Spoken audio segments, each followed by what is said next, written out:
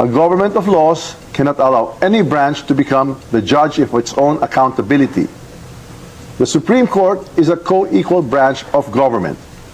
Its wisdom is deep, its authority is real. But its members, like the President and the Vice President, are also impeachable officers. When the court lays down rules for how it or others like it may be impeached.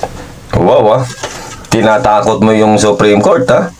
Kasi sinasabi mo yan, parang tinatakot mo yung Supreme Court, eh.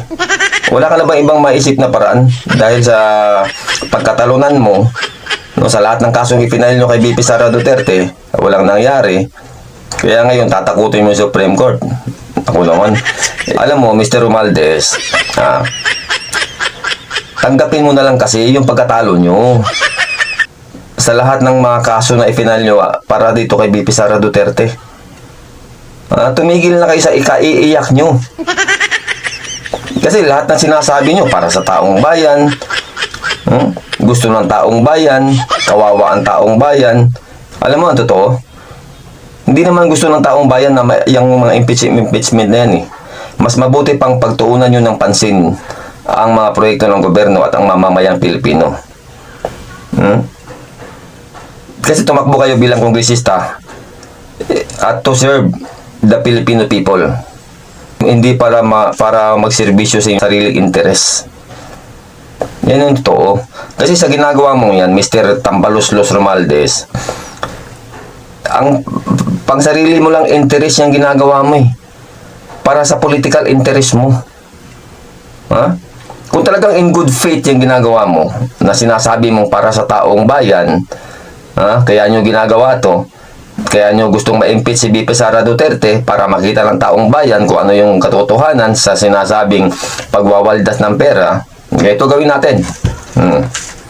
Ilapag mo muna ang amendments ng small committee ng 2025 national budget para maniwala ang taong bayan sa inyo na talagang nagsiservisyo kayo para sa bayan. Nagsiservisyo kayo para sa Pilipino. Hindi para sa sarili nyong interes lang. Para makita talaga ng taong bayan kung sino talaga ang corrupt opisyal. Simple lang yan. Amendments lang ng 2025 national budget. Ilapag nyo. Ipakita mo sa taong bayan. Simple yan. Kapag hindi mo na ilapag yan, ito masasabi ko talaga sa'yo na isang panggagago sa mamamayang Pilipino yung ginagawa mo. Pag nanakaw sa kaba ng bayan yung ginagawa nyo, isipin nyo, dugo at pawis ang pinuhunan ng mamamayang Pilipino para makabayad lang ng tax, tapos gagamitin nyo sa sarili nyong interes. Ibubulsa nyo, nagpapayaman kayo habang ang mamamayang Pilipino nagpapakahirap para makabayad lang ng tax, tapos kayo nagpapayaman.